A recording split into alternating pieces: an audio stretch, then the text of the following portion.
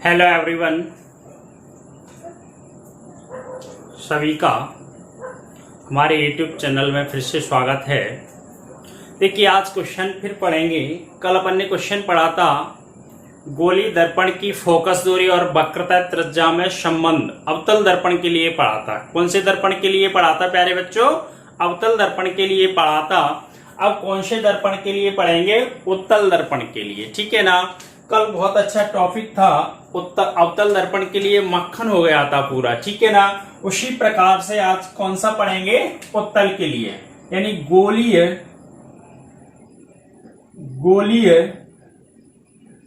दर्पण की फोकस दूरी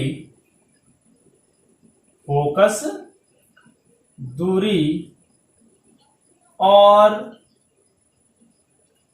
वक्रता त्रिज्या में संबंध। ठीक है प्यारे बच्चों, यानी कल अपन ने पढ़ा था क्वेश्चन गोली दर्पण की फोकस दूरी और वक्रता त्रिज्या में संबंध पढ़ा था। ठीक है, काय के लिए पढ़ा था? अवतल के लिए। अब काय के लिए पढ़ेंगे? उत्तल दर्पण के लिए। ठीक है प्यारे बच्चों, समझ में आ रहा है ना? ओके, ठीक है। सभी को पूरा वीडियो देखना है। ठीक है, ये दोनों क्वेश्चन है। दोनों क्वेश्चनों में से एक आता है एमपी बोर्ड के लिए, बहुत मोस्ट है। ठीक है प्यारे बच्चों, यूपी बोर्ड के लिए भी मोस्ट है। ठीक है, दोनों के लिए। राजस्थान आरआर यानी राजस्थान जो बोर्ड होता है उसके लिए भी मोस्ट क्वेश्चन है। ठीक है ना।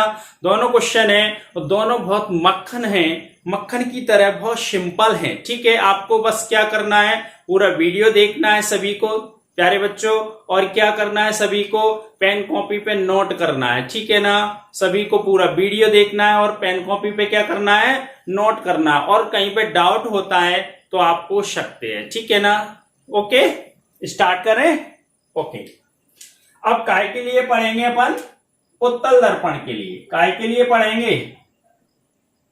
उत्तल दर्पण के लिए। ठीक है प्यारे बच्चों, काय के लिए पढ़ेंगे?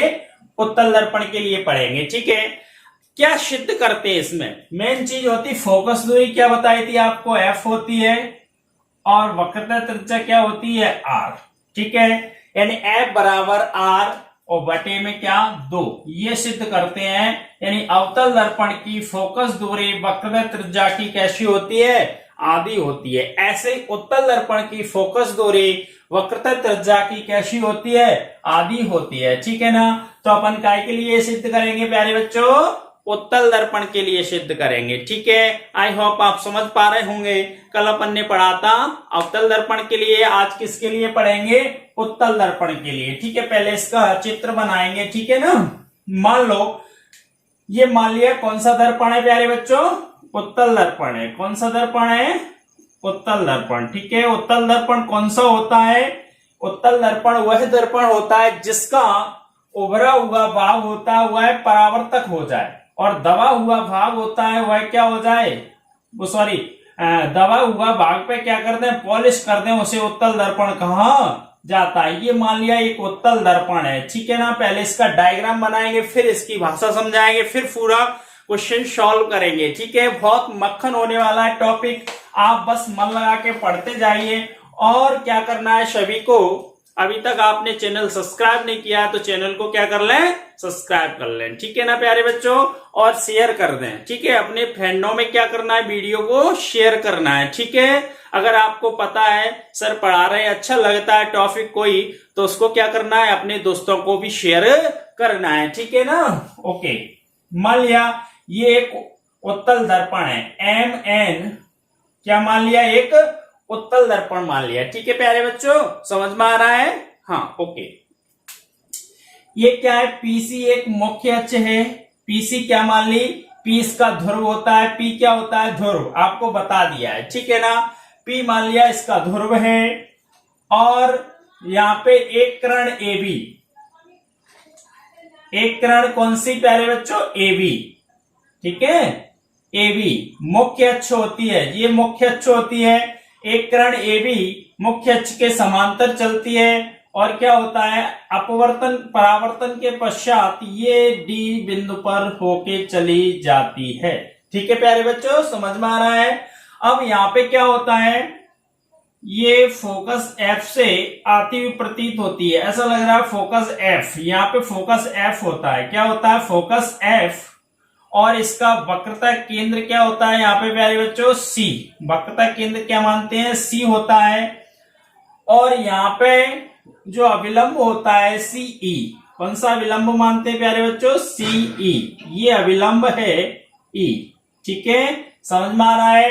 अब देखिए यहाँ पे ये कोण थीटा है, ये भी कोण थीटा मान लेते हैं, ये कोण भी थीटा होता है, और ये कोण भी क्या मानते हैं, थीटा। ठीक है प्यारे बच्चों, कल अपन ने आई आर कोण माना था। ठीक है, यानी आपतन कोण क्या मानते हैं, आई, और परावर्तन कोण क्या मानते हैं, आर। ठीक है ना, आज क्या मान लिया, सभी कोण क्या मान लिए, थीटा मान लिए। ठीक है, ये इसका डायग्राम है। ठीक है ना, इतना समझ में आ रहा है सबके, ओके। ठीक है प्यारे बच्चों, बहुत अच्छा है, बहुत मक्खन होने वाला है टॉपिक। ठीक है, अब देखिए इसकी भाषा क्या लिखते हैं, भाषा क्या है, जैसे कल अपन ने पढ़ा था ना, उसी प्रकार से बस आपको क्या करना है, वीडियो को पूरा देखना है और अपने दोस्तों को बताना है, और चैनल सब्सक्राइब नहीं किया है तो चैनल को क्या करना है, सब्सक्राइब करना है। ऐसे ही आपको मजेदार क्वेश्चन बताएंगे। ठीक है, बस आप मन से पढ़ते जाइए। ओके, अब देखिए इसकी भाषा क्या लिखते हैं,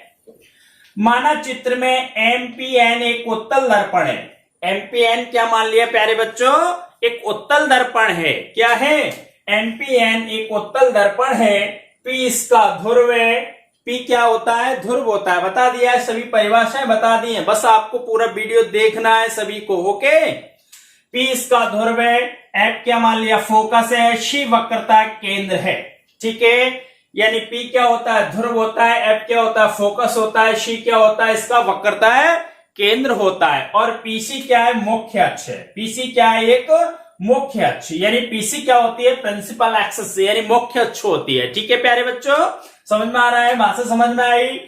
चित्र में एमपीएन एक उत्तल दर्पण है। ठीक है ना, बता दिया उत्तल दर्पण कौन सा होता है, जिसके अंदर क्या करते हैं, पॉलिश, यानी जो दबा हुआ भाग होता है उस पर पॉलिश कर देते हैं, उभरा हुआ भाग होता है वह परावर्तक हो जाता है, उसे ही क्या बोलते हैं, उत्तल दर्पण कहते हैं। ठीक है, यानी एमपीएन एक उत्तल दर्पण है, पी इसका ध्रुव है, एफ इसका फोकस है, सी वक्रता केंद्र है। ठीक है, पीसी मुख्य अक्ष है। पीसी कौन सी अक्ष है, मुख्य अक्ष है। ठीक है, अब क्या होता है, ए भी एक किरण, क्या होता है, जब भी अपन कोई वस्तु देखते हैं, जब भी अपन मान लो दर्पण है, दर्पण में कोई वस्तु देखेंगे या अपना मुंह देखेंगे तो हमेशा वस्तु कहां होगी, दर्पण के सामने होगी। प्यारे बच्चों, कहां होगी, दर्पण के सामने होती है। ठीक है, तो मान लिया अपन ने दर्पण के सामने ये भी एक वस्तु है। अब यहां से चलने वाली किरण, ए से चलने वाली किरण कहां पहुंचेगी, बी पर। कहां पहुंचेगी, बी पर, और परावर्तन के पश्चात यानी डी दिशा में चली जाती है। ठीक है, समझ में आ रहा है, ओके। क्या है भाषा, चित्र में एमपीएन एक उत्तल दर्पण है, पी इसका ध्रुव है, और एफ क्या फोकस है, सी क्या वक्रता केंद्र है, पीसी मुख्य अक्ष है, ए भी एक किरण दर्पण पर आपतित होती है और परावर्तन के पश्चात डी दिशा में चली जाती है। ठीक है ना, समझ में आ रहा है इतना, ओके। अब क्या करते हैं, यहाँ पे एक अविलंब डालते हैं, कौन सा अविलंब है, सीई। क्या डाल दिया, ये अविलंब डाल दिया, और ये फोकस जो डी किरण है वो फोकस एफ से आती हुई प्रतीत होती है। ठीक है ना, समझ में आ रहा है प्यारे बच्चों, ओके। अब देखिए यहां पे क्या करेंगे, अब कल अपन ने नियम लगाया था, कौन सा नियम, परावर्तन के नियम से लगाया था कि नहीं लगाया था, आपतन कोण का मान सदैव परावर्तन कोण के बराबर होता है। ठीक है, यहीं से स्टार्ट करते हैं। ओके प्यारे बच्चों, देखिए क्या करेंगे, परावर्तन के नियम से, परावर्तन के नियम से। ठीक है प्यारे बच्चों, परावर्तन के नियम से। परावर्तन का नियम क्या कहता है, आपतन कोण का मान सदैव परावर्तन कोण के बराबर होता है। ठीक है ना, समझ में आ रहा है। आपतन कोण यानी ये आपतित किरण है, तो आपतन कोण कौन सा होगा? आपतन कोण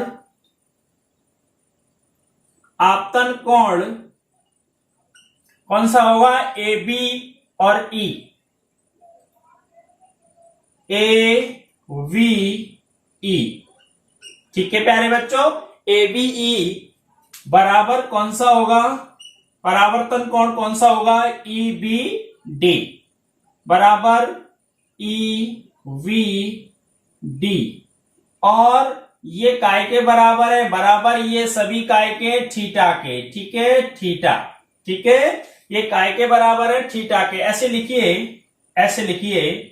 परावर्तन कोण। ठीक है, आपतन कोण का मान सदैव परावर्तन कोण। ठीक है प्यारे बच्चों, परावर्तन कोण क्या हुआ है? ई बी डी और बराबर ये काय के हैं? थीटा के। ठीक है, समझ में आ रहा है प्यारे बच्चों। आपतन कोण का मान सदैव परावर्तन कोण के कैसा होता है? बराबर होता है। ठीक है, बहुत मक्खन होने वाला है, समझना है यहां से। ठीक है प्यारे बच्चों, आपको अच्छे से समझना है। ठीक है ना, आपतन कोण का मान सदैव परावर्तन कोण के कैसा होता है? बराबर होता है। ठीक है प्यारे बच्चों, समझ में आ रहा है। अब देखिए यहाँ पे क्या करेंगे, जैसे ही आपतन कोण का मान परावर्तन कोण के बराबर कर दिया, जैसे ही कोण बराबर कर दिया, तो यहाँ पे क्या करेंगे? सम्मुख कोण लेंगे। कौन से कोण लेंगे प्यारे बच्चों? सम्मुख कोण। सम्मुख कोण आमने सामने कोण कौन कौन से हैं? देखिए सम्मुख कोण है, एक ये और ये दोनों कोण कैसे हैं? सम्मुख कोण है। कौन कौन से कोण? यानी कोण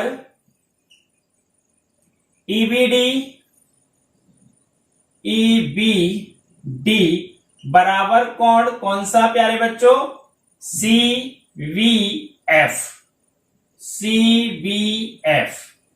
ठीक है, और ये भी काय के बराबर है? थीटा के। ठीक है प्यारे बच्चों, और ये कैसे कोण है? सम्मुख कोण।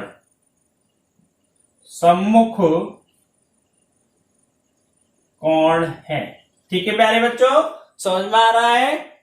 यानी आपतन कोण का मान सदैव परावर्तन कोण के कैसा होता है? बराबर होता है। ठीक है ना, आई होप इतना समझ पा रहे हैं आप। यानी आपतन कोण का मान सदैव परावर्तन कोण की कैसा होता है? बराबर होता है। यानी ए बी ई ये कोण ले लिया, परावर्तन कौन सा? A B D. ठीक है ना, बराबर क्या है? थीटा के मान लिए अपन ने। वैसे आपतन कोण आई होता है, परावर्तन कोण क्या होता है? आर होता है, लेकिन क्या मान लिया है? थीटा मान लिया है। ठीक है ना, ओके। अब क्या करेंगे? सम्मुख कोण ले लिए। कौन से कोण ले लिए? सम्मुख, आमने सामने के कोण।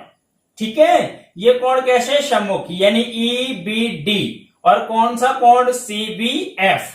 ये कैसे कोण है प्यारे बच्चों? सम्मुख कोण है। ठीक है, अब देखिए यहां पे ए बी और पीसी कैसी है? समांतर है। ए बी और पीसी कैसी है? समांतर रेखाएं। ए बी और पीसी कैसी रेखाएं प्यारे बच्चों? समांतर रेखाएं। ठीक है, तो यहां पे क्या लिखेंगे? ए बी और पीसी समांतर हैं। ए बी और पीसी कैसी हैं? समांतर हैं। उन्हें सी रेखा मिलाती है। उन्हें कौन सी रेखा मिला रही है? सी। उन्हें सीई रेखा मिलाती है।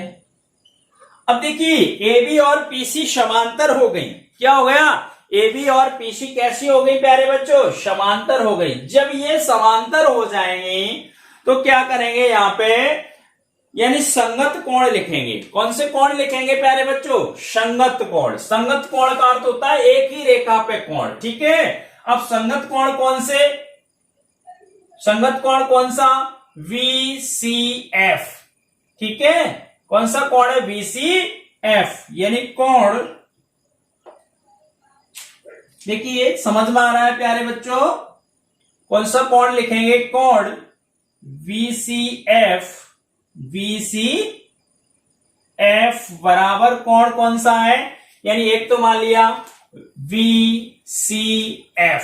ठीक है, और कौन सा कोण लिखेंगे, A B E, A V E, क्योंकि ये एक ही रेखा पर कोण है। ठीक है प्यारे बच्चों, कोण ए वी ई, और बराबर ये काय के हैं, थीटा के। काय के बराबर है ये, थीटा के हैं। क्या लिखते हैं यहां पे, संगत कोण है, संगत कोण है। ठीक है प्यारे बच्चों, समझ में आ रहा है। यानी कौन कौन सा कोण, VCF, VCF, ठीक है। और कौन सा कोण, AVE, ये कैसे कोण है, संगत कोण है। ठीक है, ये क्या है, अभिलंब, यानी एक ही रेखा पर कोण बनना है तो ये कैसे कोण हो जाएंगे, संगत कोण होंगे। कौन से कोण होंगे प्यारे बच्चों, संगत कोण हो जाएंगे। ठीक है, इतना समझ में आ रहा है। अब क्या करेंगे, एक ट्रायंगल लेंगे, यानी त्रिभुज CBF में। ठीक है, त्रिभुज लेंगे, त्रिभुज CBF में। ठीक है, त्रिभुज ले लिया CBF में। अब जैसे ही त्रिभुज CBF लेंगे तो कोण कौन सा, CBF, कोण CBF बराबर कोण कौन सा, CBF ले लिया। अब कौन सा, BCF, BCF कोण। ठीक है, कोण BCF। ठीक है, ये बराबर काय के हैं, थीटा के। बराबर काय के हैं, थीटा के, क्योंकि प्रत्येक कोण थीटा के बराबर है। प्रत्येक कोण कैसा है, थीटा के बराबर है। ठीक है प्यारे बच्चों, समझ में आ रहा है इतना। अभी फिर रिपीट करेंगे। ठीक है, क्या करेंगे, रिपीट करेंगे। ठीक है ना, ये काय के बराबर है, थीटा के। या अपन यहां पे लिख सकते हैं, यदि किसी त्रिभुज के दो कोण बराबर हैं, दो कोण कैसे हो जाए, बराबर हो जाए, तो उनके आमने सामने की भुजाएं कैसी होती हैं, बराबर होती हैं। या दो कोण कैसे हो जाए, संगत कोण हो जाए, तो उनके आमने सामने की भुजाएं कैसी हो जाती हैं, बराबर। यहां पे लिख दो, प्रत्येक कोण थीटा के बराबर है। प्रत्येक कोण थीटा के बराबर है। ठीक है प्यारे बच्चों, ये भी लिख सकते हैं, यदि किसी त्रिभुज के दो कोण बराबर हैं तो उन कोणों के आमने सामने की भुजाएं कैसी होती हैं, बराबर होती हैं। ठीक है प्यारे बच्चों, अब देखिए यहां पर प्रत्येक कोण थीटा के बराबर हो गया, तो कौन कौन सी भुजाएं, जा कोण के सामने की भुजा दे रही BF, जा कोण के सामने की भुजा दे रही FC। ठीक है प्यारे बच्चों, तो क्या करेंगे, FC बराबर VF। ठीक है, अब जैसे कल अपन ने लिखा था ना, यदि दर्पण का द्वारक कैसा है प्यारे बच्चों, छोटा है। यदि दर्पण का द्वारक छोटा है, द्वारक छोटा है, छोटा है, तो क्या हुआ, ये द्वारक यानी इसकी नेमी, यानी जो सबसे बड़ी रेखा होती है, जो परावर्तक पृष्ठ होता है उसको मिलाने वाली सबसे बड़ी रेखा होती है, उसे क्या बोलते हैं, दर्पण का द्वारक कहते हैं। अब जब द्वारक छोटा हो जाएगा तो क्या होगा, ये होगा BF बराबर क्या हो जाएगा, PF। यानी जो B है, B बिंदु है, वो कहां आ जाएगा, P पे आ जाएगा। कहां पे आ जाएगा, P पे आ जाएगा। तो BF बराबर क्या होगा, PF। ठीक है, तो क्या होगा, BF बराबर PF। ठीक है, BF काय के बराबर होगा, PF के। अब देखिए इसको इक्वेशन मान लो 1 और इसको मान लो 2। ठीक है, अब देखिए यहां पे क्या करेंगे, BF की जगह क्या रख दें, PF। तो समीकरण